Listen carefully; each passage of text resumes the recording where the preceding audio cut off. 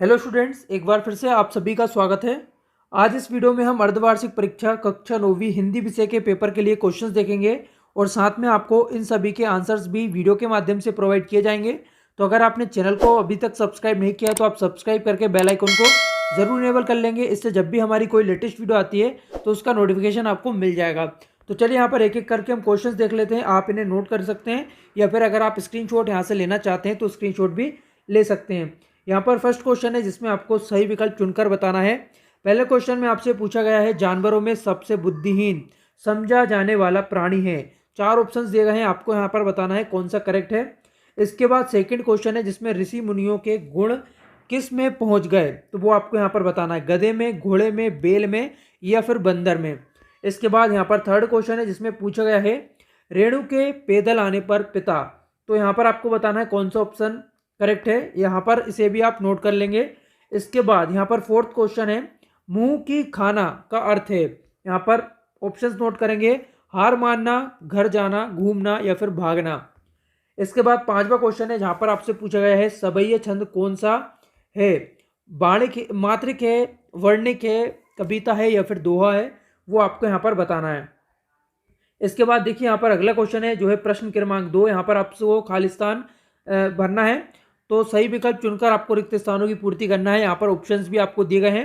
पहला है मदरसा शब्द खालिस्तान है हिंदी या फिर अरबी, वो आपको बताना है।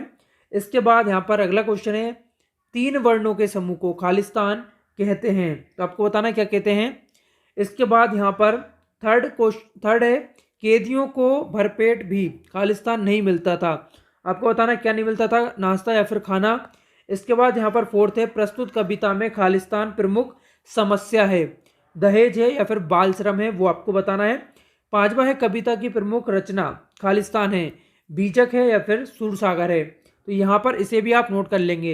देखिए अभी यहाँ पर मैं आपको क्वेश्चंस प्रोवाइड करा रहा हूँ, इन सभी के जो आंसर्स रहेंगे वो आपको नेक्स्ट वीडियो के माध्यम से प्रोवाइड किए जाएंगे। तो आप चैनल को जरूर सब्सक्राइब कर लेंगे और साथ में बेल आइकन को भी इनेबल करके रखेंगे, तो आपको नोटिफिकेशन मिल जाएगा जैसे ही सॉल्यूशन की वीडियो आती है।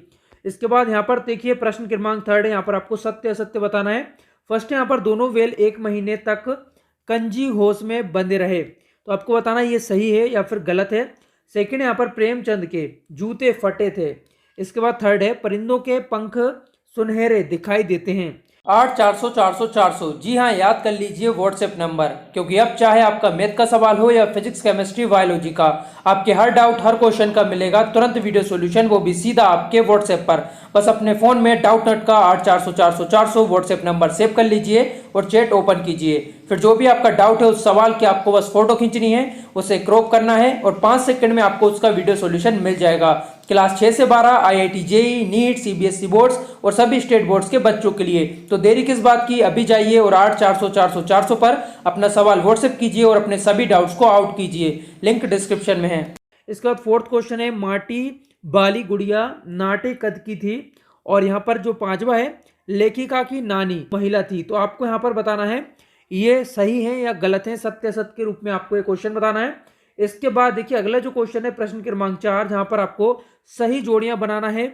यहाँ पर पहले क्वेश्चन में आपसे कहा जा रहा है कश्मीरी कविता, यहाँ पर का जो आपका खंड है कश्मीरी कविता शब्दों के पूर्व लगने वाले शब्द कबीर की रचना, गधे में गुणों की पराकाष्ठा, और यहाँ पर खंड बा में आपको दे रखा उपसर्ग, कविता ग्रंथावली और ऋषि मुनियों सी और ललित छंद।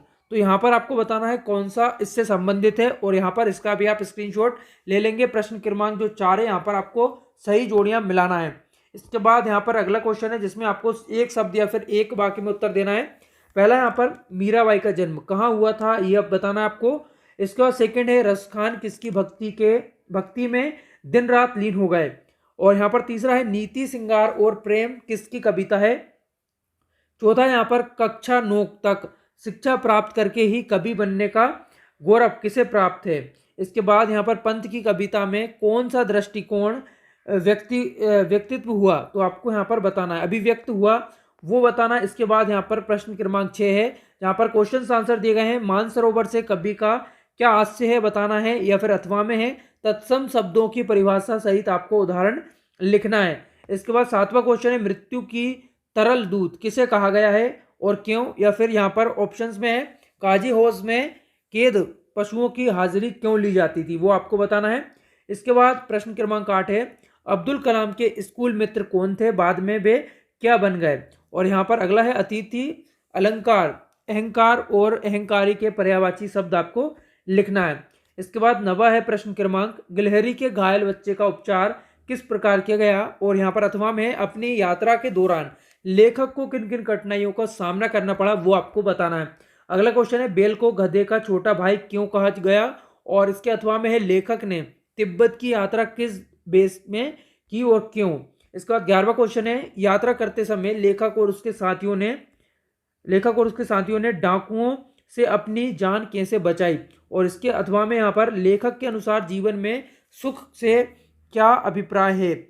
इसके बाद यहाँ पर देखिए अगला क्वेश्चन है 12वां, आपके अनुसार वस्तुओं को खरीदने का आधार वस्तु की गुणवत्ता होना चाहिए या उसका विज्ञापन तर्क देकर स्पष्ट करिए। और इसके बाद यहाँ पर अथवा में कहानी में बेलों के माध्यम से कौन कौन से नीति विषयक विशेषक जो है मूल उभर कर सामने आते हैं, वो आपको बताना है। इसके बाद प्रश्न क्रमांक 13 है, छायावादी युग के कोई 4 कवि एवं उनकी रचना लिखना है। इसके अलावा आप लिख सकते हैं, कवि का ब्रज के वन बाग और तालाब को निहारने के पीछे क्या कारण है। और इसके बाद अगला है, आज की उपभोक्तावादी संस्कृति हमारे जीवन को किस प्रकार प्रभावित कर रही है। या फिर अथवा में है, किस घटना ने सालिम अली के जीवन की दिशा को बदल दिया और उन्हें पक्षी प्रेमी बना दिया। अगला है यहाँ पर, मुंशी प्रेमचंद अथवा सूरदास जी का जीवन परिचय आपको निम्न बिंदुओं के आधार पर लिखना है। तो आपको यहाँ पर रचनाएं लिखना है 2, और यहाँ पर इनका जो कला पक्ष और भाव पक्ष है वो आपको यहाँ पर लिखना है। इसके बाद प्रश्न क्रमांक 16 है, बालिका मैना के चरित्र की कौन कौन सी विशेषताएं आप अपनाना चाहेंगे और क्यों।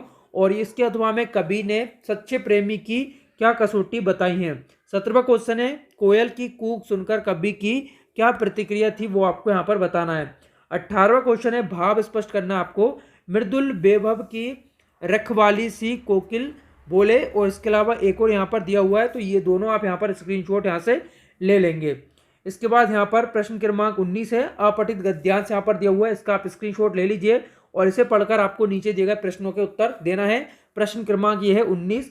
इसके बाद यहाँ पर प्रश्न क्रमांक 20 है, यहाँ पर आपको निम्नलिखित विषय में से किसी एक विषय पर निबंध लिखना है। विज्ञान के चमत्कार, पर्यावरण प्रदूषण, खेल या फिर दीपावली पर आप लिख सकते हैं। तो ये थे आपके हिंदी विषय के क्वेश्चन।